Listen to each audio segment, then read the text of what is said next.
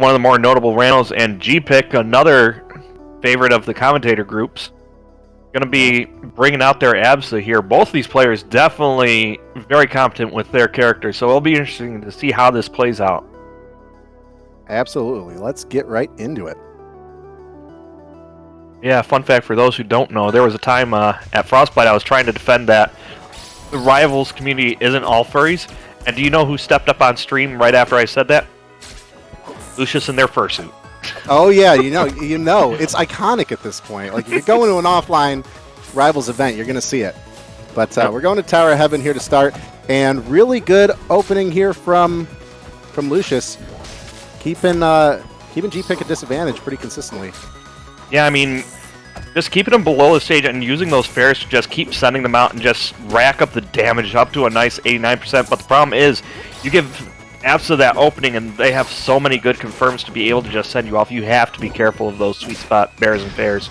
Really good catch with the down smash there for Lucius. Yeah, exactly your point. We saw good pepper and damage coming from Rano, and it was a lot of work on their end, but then all of a sudden you give Absa the space that they need and it just hits you with the sweet spot. Yep. Oh no, this is going to be some good damage here. All of these, just the sweet spot downwards. Wow. Gets the Dacus and just sends Gpik into the top blast zone. That is not a good situation to be in. That is bread and butter for Lucius. That is working. It worked twice. Let's see if we can do it again. Yeah, as soon as we get Gpik into that bubble, you're absolutely right. It's just absolute punishment. Yep. And that Thunderline going to be able to save Gpik a second time, but once again, back into this bubble here, looking for the up strong on the top platform. Not going to connect, so fortunate for Gpik here to have another chance to try and get something to happen.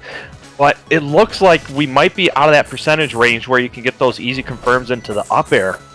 Yeah, we saw that. Was a quick follow-up from Gpik, but yeah, 117, I think, at that time with Rano. Not going to get there, and really good air mobility from Lucius, trying to avoid that as we finally get hit for that first stock. But very comfortable lead for Lucius. Yeah, and Gpik trying to get some damage going here, at least gets him up to 32. Still a lot of work to do if you're going to be able to even things out, and right now, this is where it gets troublesome. Yeah, gotta sense a little bit of panic here for Gpik. Definitely just trying to maintain center stage. You see that quick recovery there, but Lucius right on top of it to put him back in disadvantage. Yeah, oh man, that hitbox. We're getting to the point where these Nairs are going to start killing soon if we start getting up to 200%. Well, but at the same time, that's really good for Gpik because the survivability on Absa. Oh, and we dove for that and didn't happen. But an Absa at 200%, Gpik's doing something right. But yeah, there's the. Yep. That's going to send you off. Good positioning there for Lucius, coming right down, taking that first game. Yeah, that was tough. Yeah, I mean, once Lucius managed to force Gpik below the stage, it was just frustrating because that's when Absa's recovery becomes the most predictable, because you know they've got to use their first movement to go either straight up or out at an angle away from the stage a little bit to make sure that they have the height. So you can position your moves right there to intercept it, and that is something that Rano excels at, just having those lingering hitboxes. For sure. All right, going into game 2, Fire Capital.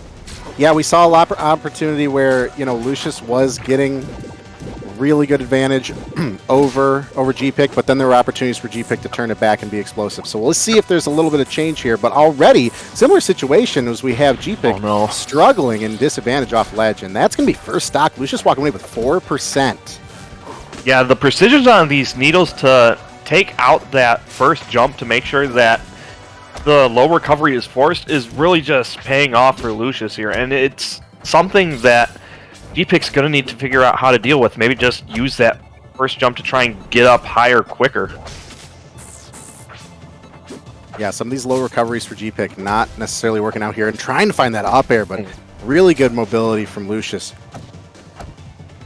And the down tilt going to be able to come out before that fair was able to, so Lucius out of the corner here, and another tongue to put Gpik in a bubble here. Yeah, Lucius respecting the cloud for sure. Finding that up air. Oh, I thought we were going to see another one. Not quite killing here. 75% Lucius now. Meanwhile, Gpik about to lose stock number 2. Oh. And the Nair coming out just send Gpik right back out, and there's the needles to stop any sort of recovery. And that Nair hitbox lasts so long, and we're going to start killing with it again. We're seeing Abs at 160 plus now. Oh, the fair not coming out fast enough, so at least gives Gpik resources back for a brief moment before that backer just kills. Yeah, this I is wasn't sure. still wasn't looking sure rough. Going to do it there. We were kind of off. It was a coast-to-coast hit, but you're high enough as Absa for sure.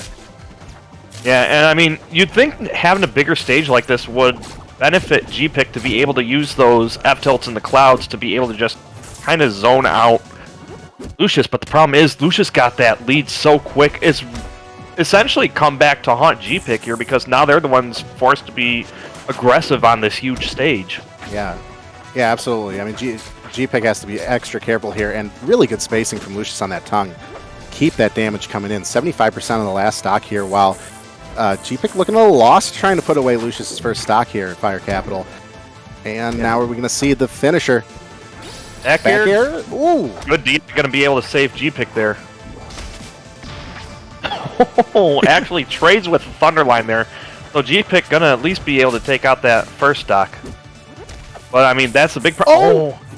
And that's what we need to see. And that's what I know Gpik can do. Oh, man. Good turnaround, though. Lucius, that was a clean 2-0. Wow. Yeah, just that control of Gpik's recovering, forcing them to go low every time with those needles, sniping out the jumps right as they're coming out, really put Gpik in a horrible spot every single time. So that was just good control overall from Lucius on the pacing of the match.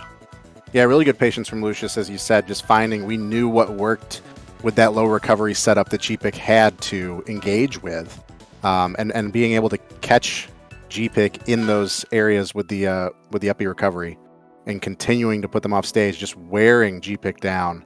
Exactly what we wanted to see from Lucius, and well executed. Absolutely, and it looks like we should be getting some more Rano coming up next, but this time going to be going up against a Clarion here. Excalibur going to be stepping up to the plate against Pilot, assuming that the